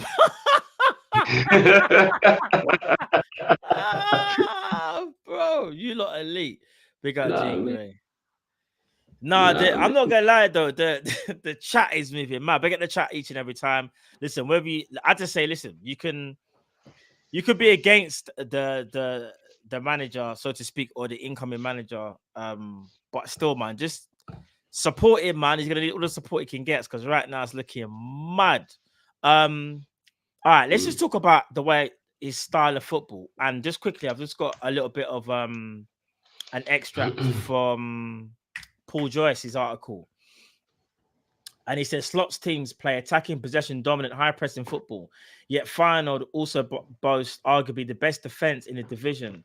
They have conceded the second fewest goals in the league and have given up the fewest shots. And those shots on average are the furthest distance away from their own goal of any team in the league. Like many Dutch coaches, Slot's style is based upon the Cruyffian principles of positional play. He likes his teams to create overloads out wide and use forwards that run in behind the opponent's defensive line. His team... What's that? I think Drift needs me to mute his mic because I think Drift was talking to someone else. Like many Dutch coaches, Slot's style is based. Oh no, I read that bit. And here he goes. Yeah, so with the overloads out wide and forwards that running behind on the opponent's defensive line, his team plays a 4-3-1, as we know, or occasionally a 4-3-3 shape. Slot has said, like many coaches of his generation, that he's inspired by the football of Pep Guardiola. However, he shares a number of similarities with the man he could be succeeding in, Jurgen Klopp. Despite being a Dutch manager in the Eredivisie, Slot conducts his meetings in English. Mad. So he actually does his team talks now in English. And last but not least, if I speak about how they are on the ball, like most possession dominant teams, Slot's final tend to build out from the back using short passes. He usually keeps his fullbacks wide when the ball is in the defensive third, and then uses two deep midfielders to drop and help progress the ball forward. But once the balls move upfield, the fullbacks advance and provide the width, like much how Klopp utilized Trent Alexander-Arnold, Alexander Arnold and Andrew Robertson in the first half of his Liverpool tenure. Rather than steadily building a defensive third, Slot likes his team to get the ball up into the middle third and dominate from the center of the pitch. Where Slot differs from Klopp is how indirect his teams are in comparison. Feyenoord have the lowest number of long passes in the Eredivisie this season, which contrasts with Liverpool, who often use long direct passes to launch attacks, gain territory, or force counter-pressing opportunities upfield. So that is a big change in terms of playing style. And last but not least, Liverpool, Feyenoord use a high line, and the goalkeeper is expected to sweep and take an active role in possession when building up from the back. So make it out what you will, people. But what it says to me is that he's a possession-based manager, maybe not so much counter-pressing, a lot of short passes, and definitely less direct than what we are used to. So we should see a different style of football, but at the same time, there will be some similarities in regards to pressing. And if I'm not mistaken as well, there have been times when I've seen a few videos where he does like to invert. He does invert sometimes, so be prepared for that as well. So, yeah. Someone said pressing style. They do like to press teams, but not counter press. If that makes sense. High press. Not press high. They'll do a high press, but they're not the greatest at counter pressing. But yeah, I've got actually. Where is it? I've got something else. I mean, we played the video a bit earlier on where it was broken down quite well. Yeah, so. I've got some. Come on, guys! Only 300 likes. Come on, man! I know that I've got this here as well. There's actually 1,300 of you in here. Only 300 likes. Come on, people! Smash the like button, man. Yeah. Come on, people. Looking at this chart here, you would say the things I guess that you may worry about are patient and circular. Cool, Jamie. When it comes to patient, that's one thing I wish was a bit higher, because if you're going to be a possession-based team, it's also good to be patient and wait for that opening. But like a lot of people have said, he's quite aggressive. So it might not be direct going long, but direct going short. And that can lead to errors, in my opinion. So that's why that's at 45. And also circulating the ball. That means, like, I guess, rotational weight. Again, that kind of coincides with patient. You're circulating, waiting for an opening. So they don't really circulate the ball as much. But everything else, as you can see, is pretty high in that graph from defense, which is really high, which is something we want to see, like high line, intensity, and chance prevention. I think is more key than anything, chance prevention. Deep build-up, as you can see, is high. Even being press resistant is okay, not too bad. Possession, high in possession. So you can see there's extracts of maybe an Arsenal and Man City mixed in with a Liverpool, if that makes sense. Like, you can tell he's taking his footballing schooling, so to speak, from a Pep Guardiola, but has also made some enhancements to try and make it into a kind of like a bit of a Jurgen Klopp style at the same time. So it's going to be interesting to see how this pans out, personally. Anything that would worry you on this chart, Drift, apart from the two that I mentioned, or is it the same two? Yeah, pretty much. I mean, don't get me wrong. I do think it's a worry that his teams concede so many goals. Like that is a worry. But I think no. Yeah. Funny enough, no. But you see, in the league, if I'm not mistaken, they've conceded the second most in the league, only second. So they've conceded 20. He does concede a lot of goals, though. Like his playing style does concede a lot of goals. I slightly disagree because they've only conceded 23 goals in 30 games. But the best in the league is PSV with 17, though. No, but I'm talking about it over the course of not just this season, like over the course of the time. Oh, okay, gotcha. Yeah, over the course of the time at the club, he's conceded like a very high amount of goals if you add it all up. I do get a little bit of a concern there, but no, fair play. Do you know what? Yeah, because he prefers that 4-2-3-1. Yeah, I took the liberty of creating 3 squads in a 4-2-3-1, and I just want people to give their opinion on which they think is the best squad and which they think is the best one that can work. Let me just share the screen. Give me 1 second. Where is it? Is this the first one? I'm very confused as to why people think we would win the league next season. Because a lot of people are saying it's a wasted season, or here we go, top 4 again. But does anybody really believe that we'll win the league next year with all the changes that are going on in the summer? Oh no, it's mad. I don't think so. Like Matt, am I wrong? Do you believe that Liverpool could get a new manager with all the changes we're going to go through and win the league straight away? No. There's too much change. A new manager, no. But even Pep didn't win the league when he first entered the job. So why is everybody acting like it's a waste of a season to let him have a year to get used to the league, even if that's what it takes? I think what it is people want to make sure everyone was going to struggle in the first season. No, I hear that. I don't know, man. All right, listen, people. I just commented. This is the first squad. Yeah, this is just with our current playing squad. It's just an idea that I thought about that could potentially work. It's just, remember, again, it's just for Salah might not even be here for starters. But is there anything that you would change with them players there, Drift, that I've picked in terms of who would fit the personnel?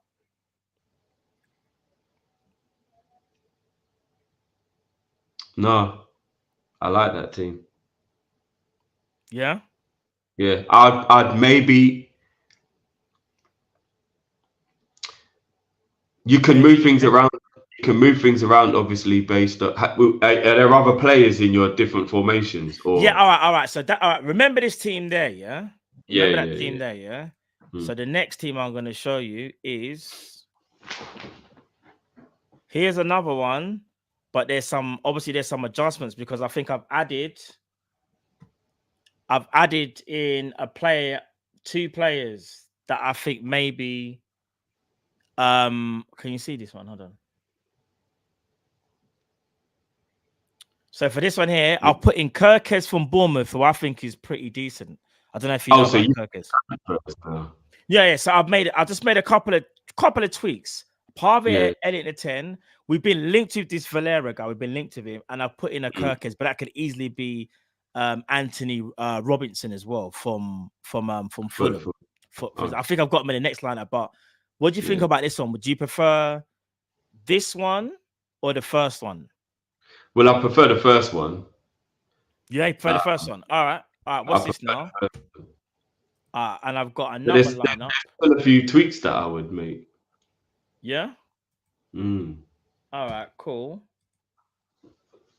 This is another one which I think you're gonna prefer this one here still. Hold on. I think you're gonna prefer this one. Where is it? I think is it this one? That's his job.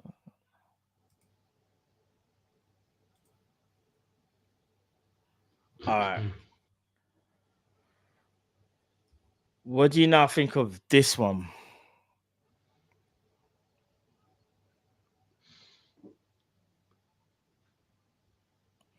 And I took the liberty of adding in 2 players, Kudus and Anthony Robinson. Yeah, I see that.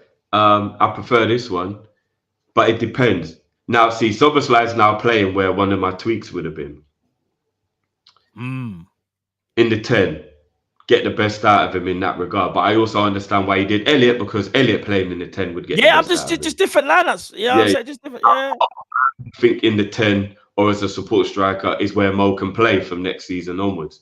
I don't think Mo can be a winger anymore. I think at 32 years old, I think we've ran him into the ground. I don't think he's got the legs to be a right winger anymore.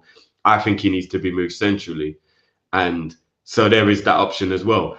But if you take away the fact that we've made signings, because let's go with what we have, because we haven't made any signings. No, so, that's what I was going to say. The reason I'm this is because I've done this with a situation without Salah, innit? This is the one where Salah sold. Yeah. I think Szoboszlai as the right winger in this system could be perfect. And then that way you could fit Mo and Szoboszlai both into the 11. Oh, Because I see. if Mo was playing the support striker / number 10, and Szoboszlai was providing the pace and the power on the wing that we now lack, that Salah doesn't give us anymore, we'd be balanced, I think. Because we've got to start maybe using what Szoboszlai's best attributes are, which is his pace and his power, rather than trying to put him in the middle and use his skill. Because I know he's got skill, but he's also a liability in terms of losing the ball. Maybe having him wider would be more beneficial. And then Mo can be more central because Mo's got the creativity. I think Mo would absolutely cook in a 10 in a 4-2-3-1. I do, because he's got mad creativity and he's also able to make late runs to score goals. So he'd still be able to get on the score sheet. I think he should be playing in that role. I really do. But yeah, I'll be honest with you. Szoboszlai playing out wide, that might have to be a way we go with a 4-2-3-1 to get the best out of him. But he can also play number 10. So if Mo leaves the club, Szoboszlai is right there. We have Elliot and Szoboszlai who were perfect number 10s in the team already. So basically what you're saying is do something like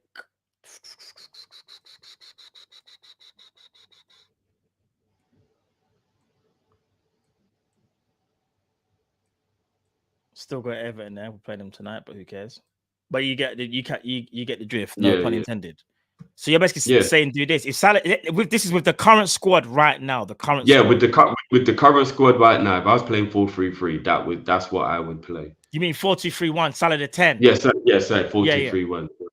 Yeah, I would play Mo in the 10 and then play Szoboszlai as the right winger, because Szoboszlai has also got the running power to get back and help the fullback, which is very helpful as well, because you want to be able to know that your winger can help defend. So that's perfect balance from Szoboszlai and Trent both being on that side. His creativity, his pace, his power, his work rate. Okay. And then let Mo do I'm gonna be real. This is a bold move what I'm about to do, but I would actually do this.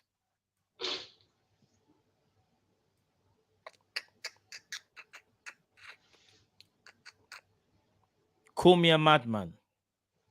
I can understand why you're doing that. I don't think you're protecting the goal as well as you need to be, but I get where you're coming from. Put it like this: as much as I think Endo has been good, I think we've seen Endo's ceiling. If I'm being honest, so whether it's Trent, whether it's we were to buy a DM, it's a Valera or whatever, because people calling me a madman. Listen, I know I'm a madman. McAllister can challenge, but I just feel like the play slows down way too much of Endo. So if we could even say put in, all right then, let's say he's ready for next season by Secic, and then you'd have to take out Bradley, and then you'd have to put Trent back in. Secic will be fit next season. What you lot say now? Am I still a madman, people? But what I'm trying to say is, I still feel like Trent as a right back is that still going to work? Now I know what they said about when we progress. He's saying the people that were saying. Remember in the 4-2-3-1, the right back is actually an attack-minded player. Remember? No, that? I know, because they build up like this. Apparently. Yeah. And because you end up with 4 back, because you're playing the pivot, you end up with 4, or one of them drops back in and makes a 3 at the back. So when you play with the double pivot, you're normally defensively protected by the pivot, and therefore your fullbacks can go up. Of course, you've got that wide areas you have to worry about, but we won the Premier League playing with high fullbacks, so we know it can be done. Yeah, no, he can do it, but I don't think Trent wants to do it anymore. One thing I could see though, potentially, is let's say Szoboszlai is the right mid or right winger in the 4-2-3-1. I could see Szoboszlai doing a lot more, like running down the touchline, and Trent slightly inverting. Yeah, I could see that. I could also see that. It doesn't have to be like Trent to stay is going down here. So And then I could also see McAllister, that. someone like Trent can work the triangle on the right hand Yeah. side of the. No, of course, Yeah. because it's like chess, bruv. It's like this. Yeah, which is very similar to things we do now anyway. But we use triangles all over the pitch all the time. Yeah, But when we had Endo, Trent, and Mo playing on the right with that triangle, yeah, and we had Genie, Robertson, and Mane playing the triangle on the other side, we were impervious. We were impervious. Nobody used to win all our games. We used to control games well. We were brilliant when we had those two triangles. So it's all about rotating the triangle and everybody making sure they play their role within the system. But yeah, a lot of you know. The thing is, I'll be real though. Under this new manager, I want him to be bold and just be like, Trent, you're a midfielder. So whether it means he has to strike up an understanding with McAllister, I can't lie. Like I don't mind seeing that. I know Besic is there, whatever, but what I'm basically trying to say is I think Trent now needs to play midfield. I just want to see Trent in midfield because he's a conductor. He controls a game. And you're gonna get the best out of him in the center. That's what I'm saying. I believe that as well. Especially with us, Bradley and Gomez. There's no need for him at right back anymore. That's what I'm saying. But he's still used to it, though. It's the point. It ain't like when he plays there, it's rubbish or there's no point to it. He's still extremely useful in that role. Yeah. So yeah. Fair play. All right, and that's it now. Do you know what? Yeah, obviously we've spoken about tactics, how we're going to play, how we think we could play with the current squad. Is there anything else, Drift, that like I don't know worries you or even kind of excites you about the prospect of this new manager that we haven't spoken about? Is there anything else that like comes to thought? Like, no, I wouldn't. Nothing excites me. I'm not gonna. Yeah, I'm not excited by it. But I'm very optimistic at the possibilities. Yeah, I'm very optimistic at the And again, here's the thing. I think what people need to realize as well is like you can change your mind. Like I really think people need to start understanding that you can change your mind, and you can also develop different feelings and understandings based on doing research.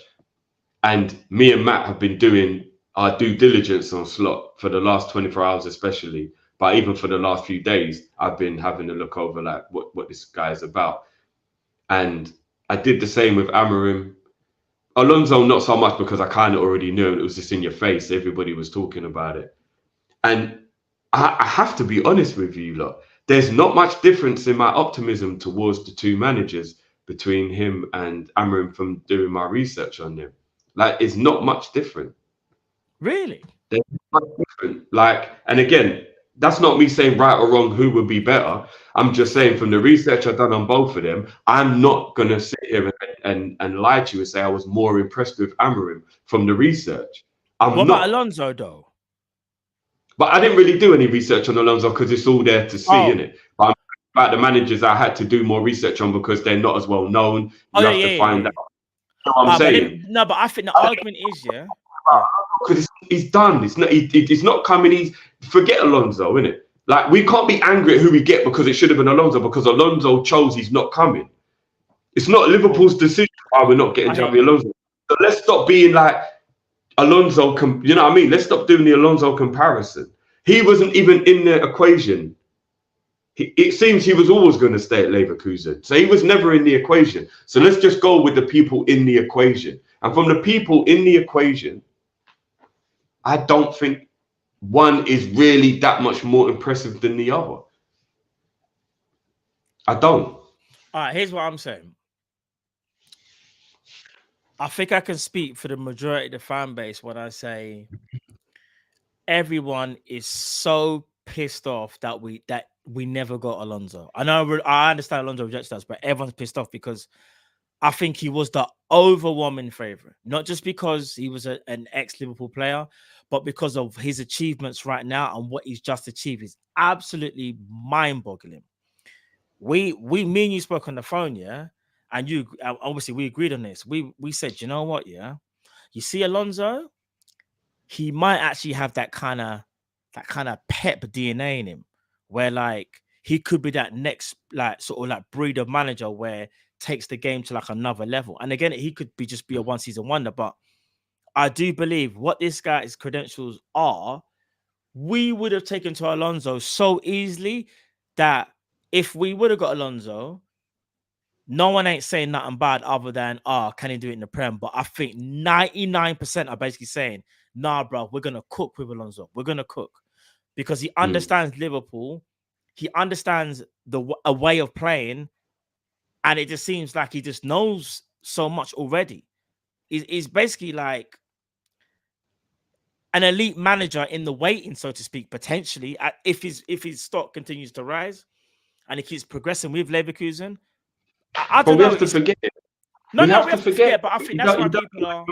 But I'm trying to explain. I think that's why people are like maybe like upset going from Alonso, who's gone a season unbeaten, to now a manager that I think what it is again, fear of unknown. They don't really know much about the manager, and I think that's what annoys a lot of people. They don't really know much about him other than, do you know what I mean? Like, read a few things here and there, even like myself. And it's like, is this even going to work?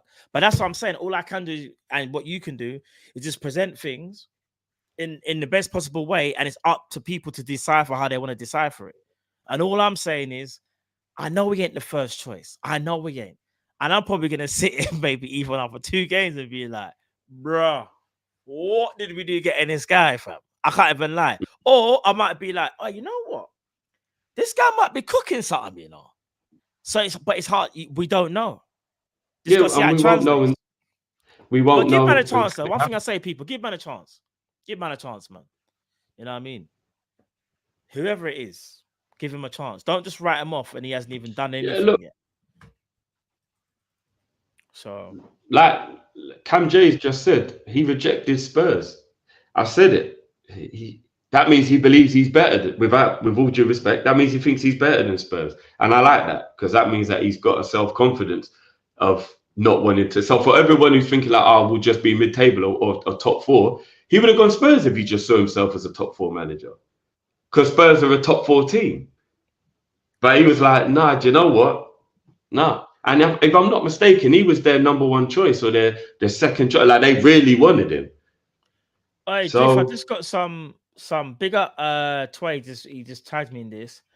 Someone just reported that Ruben Amorim and his agent used West Ham's potential interest to put pressure on Liverpool. Liverpool responded the next day by circulating rumors that Amorim's name lost strength and that Slot was the new favorite. What? So he tried to work game and it hasn't worked out. Again, this is just one person saying this. Okay. But this is from Bruno on Gerard, I think his name is. I don't know how credible that guy is, so I'm not Portuguese journalist. I don't really know too much about him, but apparently that's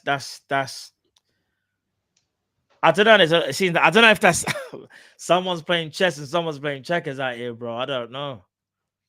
That's mad, though. You can't put pressure on Liverpool, though. I don't know. That is crazy. If he actually did that, that's actually crazy. How can you be that powerful and try and put pressure on the club? You're mad. But if he has done that, then it's backfired. Always going to fail. Yeah, that's always going to fail. So that's dumb if he's done that. I can't even lie. Good luck, Amorim, with that, because that was silly if you did that, bro. That was very. My man could have messed up the whole bag by trying to be slick. Yeah. I mean, here's the mad thing. Was it you I was arguing with yesterday, Matt, when I was saying that if Amorim is asking for 10 mil and that's the guy you want, then pay him the money? And I was actually getting attacked by people saying that, no, that's too much, that's too much, that's too much. So there you go again. So if everyone agreed that it was too much to pay Amorim, then who did you want then after Amorim? Don't tell me De Zerbi. Is that what everyone's annoyed about? Because it's not going to be De Zerbi so much. No, why? But he's always the first name you go to. I've noticed. Because is that what? Did you want De Zerbi? Did you want De Zerbi? Bro, let De Zerbi live. De Zerbi is the only other leading candidate. After Amorim. No. There was no. Who's the other one? Not De Zerbi. No. So when Amorim. Hold on. I've actually got. Hold on, where is it? Oh, there was no one hiding in the I list. deleted the freaking pictures. Are you talking about? Say that again, sorry? Are you talking about Tuchel? Tuchel, you're talking about? No, Tuchel wasn't in the running. There was another name, not just De Zerbi. But I don't remember no other name now. That's annoying. What's the other person? Tuchel, De Zerbi, Slot, Amarim. These are the guys who were the main contenders. I don't know who else, unless my brain is totally. Who else was there, bro? There was another. I swear there was another manager.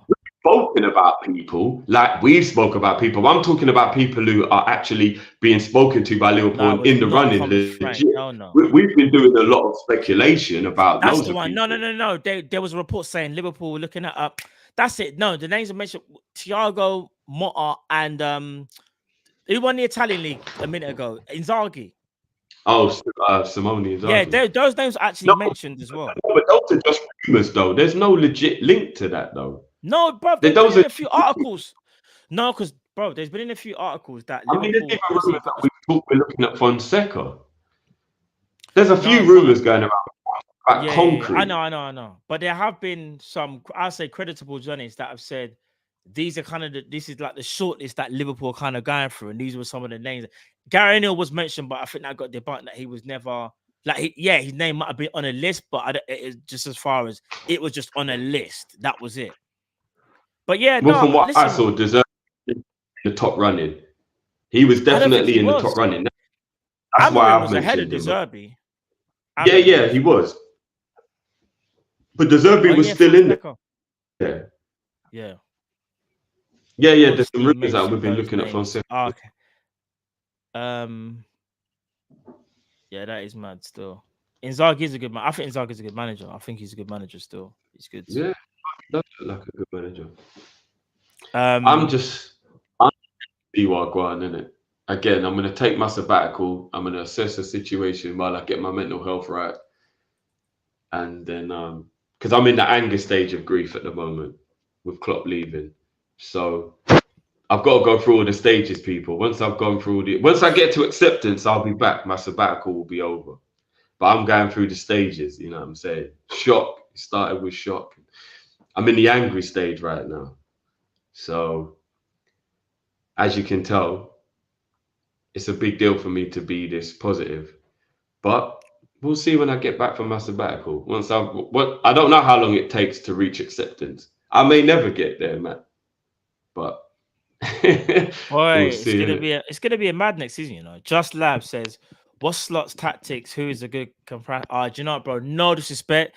I would say go back to near 15-20 minutes into this, because there was a video that I played that actually broke it down. To answer your question, I was kind of like a hybrid between maybe Arsenal and Liverpool, just a quick hybrid. But I would say go back and watch the video, bro, and you'll see there was a way better breakdown, and it was from the Pitch Side pub as well. Big him up as well. It allowed us to use his video. Go and check out his channel as well, people. Obviously, the video. If you want to watch the whole video is over there. Big him up once again. His link is in the description as well. Big up Just Labs. Emperor says, go in strip club to find love of your life. His jokes. Jamrot says, Amarim has won 5 trophies in his managerial career. Those major trophies. I don't know. No, they would have. I don't know if they're made. I'm just asking because last time I was doing some research on him, it said that he's won a league title, he won a league cup, you know, like their version of the FA Cup, and then he's going to win the league title. Because they got a final on Sunday, innit? Or something. They got a final. I'm just asking, are they all major trophies that he's won? Yeah. Because I didn't think about 5, but I could have been wrong. Sadiq says, I've just seen on Twitter, Charlie. I mean, Arne Slot in a Stone Island jacket. I rate that. I know it's not football related, but man's got taste. We got Sadiq. I'm telling you, bro, that's another thing that's good. If your manager's got swag, it helps, man. Helps the likability. Sarim says, guys, who wanted me want Slot? back your director of football? I think basically what he's saying is if I you think he's trying to back say Edwards, is if you back Edwards, if you back back, back the thing in it.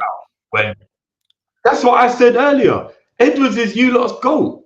So why do you think this is a bad appointment? No, you can't say it. You can't say that, bro. I'll tell you something else as well. But it's so fact. No, this is gonna be factual. Bro. Who hired Michael Edwards? FSG. Who brought him back? FSG. Mm. FSG have given him the power that he wants, right?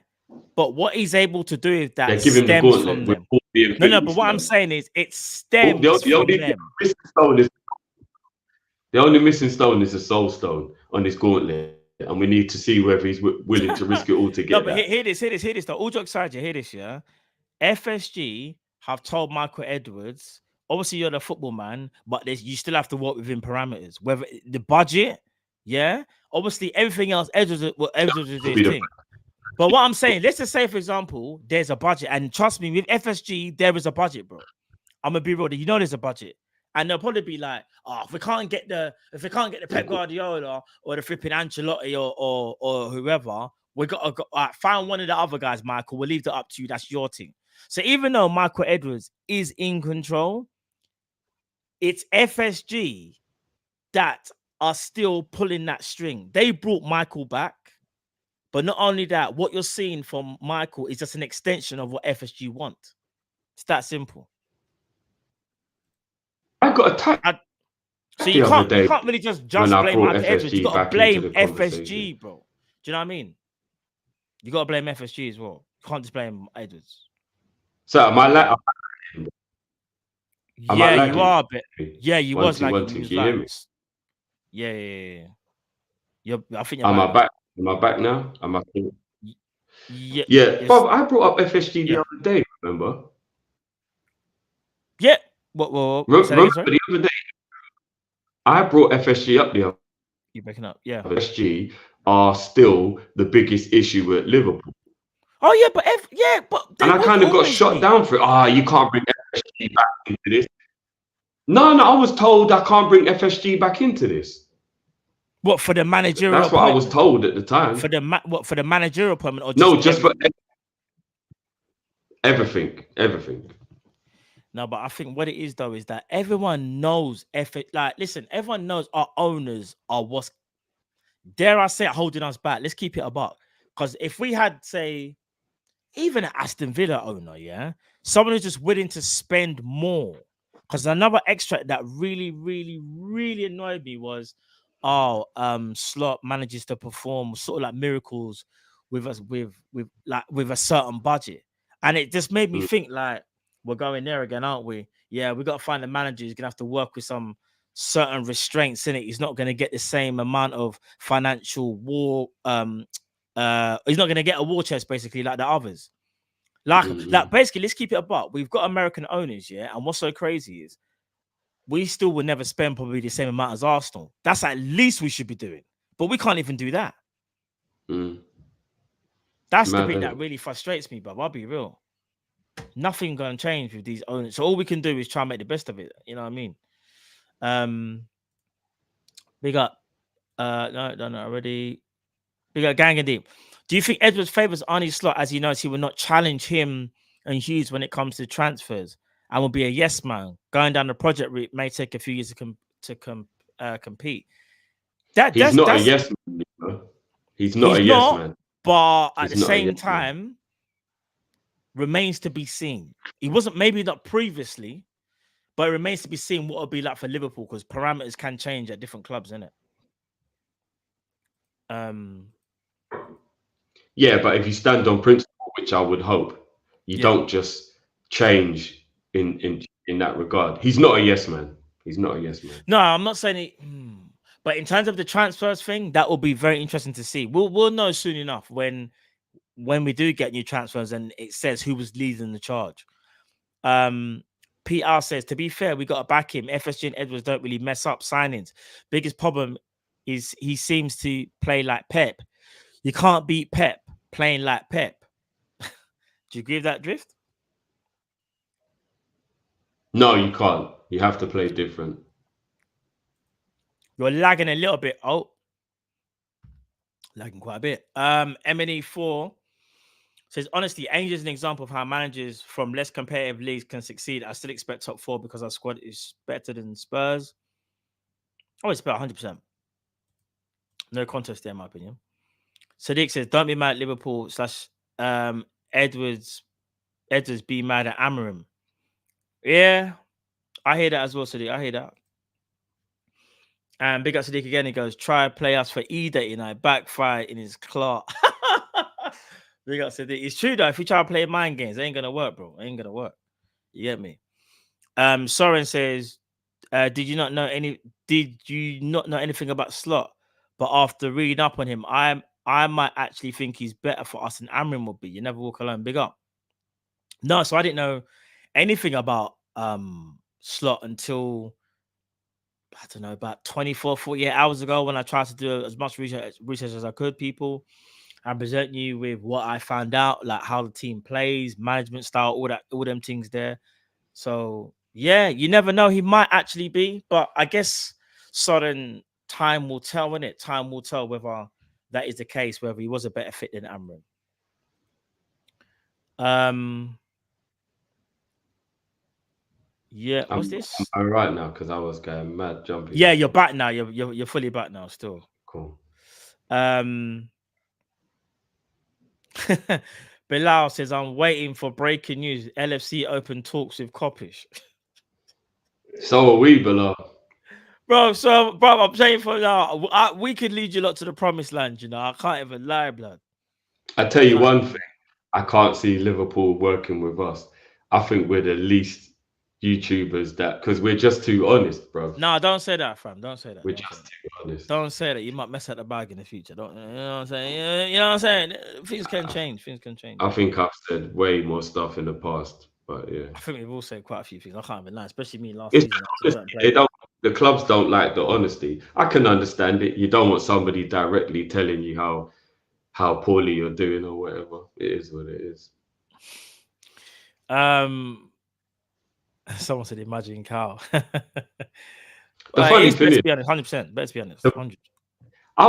The crazy thing about us is we would. I mean, it'd probably be too uncomfortable, but we'd have the conversation with the players and give them the reasons why, and then give them a reason for us to be wrong. We would do that. That's the type of guys we are. It would be good to sit down with some of the footballers and be like, yo, why is this happening? Let him give us a thing. Oh, okay, cool. You know what I mean? Like, we wouldn't be tiptoeing around, man, but we also wouldn't be rude. So we'd be the perfect guys for that. But yeah, I don't think we'll ever get that invite personally. Never say never, you know. This is football. Never say never. Apparently, there's Liverpool players that watch this channel, apparently. Big up to each and every one of them. Big up to each and every one that watches it. Apparently, there is. But yeah, mad thing. Anything else you want to say, Drift, before we take the people out? We'll be back in a few hours anyway. So yeah, because we got a game to play, you know, Merseyside derby and that. And I hope everyone appreciates this as well, because I sacrificed my extra time podcast talking about the title race on my channel to make sure we brought you lot this mad exclusive. So yeah, when I drop that extra tomorrow, please make sure you go and watch it. But yeah. And not only that, people, I just want to say as well, big up to everybody that watched this. I hope you enjoyed the show. And I remember, I'm going to say this again. We respect everyone's opinions. You get what I'm saying? So big up to everyone as well, each and every time. Big up John Kennedy. I told you FSG had their man. Trust me. You did actually. You did say, except for you didn't confirm the name. So it's hard for me to know whether you knew it was that. But I'm going to say, no, you knew something. You did know something. You did know. Big up yourself. But yeah, people, listen, we'll be back in a couple of hours, for the Everton game. We got a game to win, you know what I mean? Not only we still got a manager to get for next season, we still got to get 3 points. We're still in this title race as things stand. Now we got big up 12 man each and every time. Now we got to try and make sure we can win this damn game tonight, because you know what I mean? That's the most important thing now, is 3 points. You know what happened if we don't win tonight? Klopp out. He's not good enough. Klopp out, Slot in.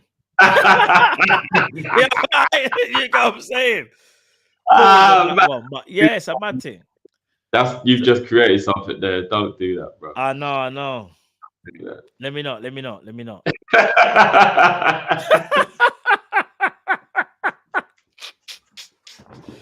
Mad thing. Oh, Oh, it's mad. But yeah, now people love for the love each and every time. See, somebody started now. See, look at Shaw. I didn't realize what I did there, you know. That's a mad thing. Oh no. Let's not get that trending just yet. We'll get that trending next season, people. That'll be like arting on Kopish, innit? You know them ones there. That'll be arting on Kopish. Not for the wider community just yet. That's outing. You get me, people. Get me, chat. So yeah. Big up, before we go. Oh man. Big up gang of the only rule judge Edwards as a bad man if he produces a CEO, not a sporting director. If we compete for top 4 and FSG enable what goes on, then we put pressure on owners. Yeah, I hear that. Listen, Michael Edwards, his reputation is on the line. I'll be real with you. I think because he's done so well at Liverpool in a different role, I think we'll let him have one mistake if this one doesn't work. But it's one of them ones where it's like, let's say Slot was to not do well. That next manager that we would have to get in potentially, that'll be Ed's future on the line. I'm not even joking when I say that. I think that's how Liverpool fans would how they would feel. So really and truly, he needs to get this one right. You know what I mean? Because the same way everybody's tried to say things about Klopp and Edwards was the one who helped him to mastermind his success. If Liverpool don't win anything without Klopp, then everybody will be able to see that maybe Edwards wasn't as bad a man as everyone said he was, because why can't he do it without Klopp? No, it's true. You said you made Hove. Okay, make another Hove. Let's see, innit? True. Them bars there. What's this? Oh yeah, I have actually. Yeah, big up to you guys. You heard about the rumor, but yeah. So apparently Liverpool in the 25-26 season will be moving over to Adidas. Don't know if you heard that, Drift. It's not official, but a lot of. Do you remember when Adidas let the rich man chat them up and thought they could do better than us and left us in the lurch? Do you remember that? I know. Do you remember that? See how easy people forget? Adidas put us in the mud so much. We had to go. When I say to you, everybody's on board. Like they forgot what they did to us. We had to go and accept Warrior you lot because of what Adidas did to us. So I know it's all business. I'm just saying, a bit mad that everyone just totally forgot that Adidas dropped us like that, bro. They did. They dropped us like that, bro. And I don't forget, as much as I think the kits will bang. All right. And to be fair, tonight, recently, Nike's been killing it with the kits. I felt like they were a bit lazy at first, but recently they've been killing it with the kits. They've definitely improved, bro. That's what I'm saying. They've been killing it with the kits recently. So I'm not even saying I'm against Adidas, because Adidas kits are beautiful. There's no doubt about it. I'm just saying, remember what Adidas did to us? 100%, bro. Basically, you got dumped. She thought man was better. She had a youth with man. He's left her. Now she wants you back. Are you taking her back? Some men would. Just depends, man. Nah, that is mad, you know. Yo. I'm to ask questions, bro. Some men would. Are you one of them? That's all I'm That's actually mad. That's all I'm saying. Mad analogy. Big up for the analogy. That analogy is crazy. Listen, big up everyone in the chat once again. Like I said, we'll be back in 2 hours for the Merseyside derby. I'm actually really, really looking forward to that. Can't wait. And we should have a full crew as well. I think Cal should join us as well. So yeah, people. Let us know in the comments as well what you think about the potential appointment of is it Arne? Is it Arne Slot? In Arne? Yeah. All jokes aside, like let us know your like true thoughts, like whether you think he could be the right manager, whether you don't think he'd be right manager, but actually give us reasons why. Don't just say don't want him, or just, you know what I mean? Leave a little bit, you know what I mean? So we can, maybe I can go through some of the comments and like try and dissect some of the things that you guys have said as well. So would really appreciate that. But yeah, man. Drift, anything you want to say before we take the people out, bro? Nah, man. Just big up every time, man. Big up every time. See you tonight, people. this could be the guy that could take over Liverpool. Boy, we might need one of these. People, love for the love. We'll see in a couple of hours. We out. Peace. Peace.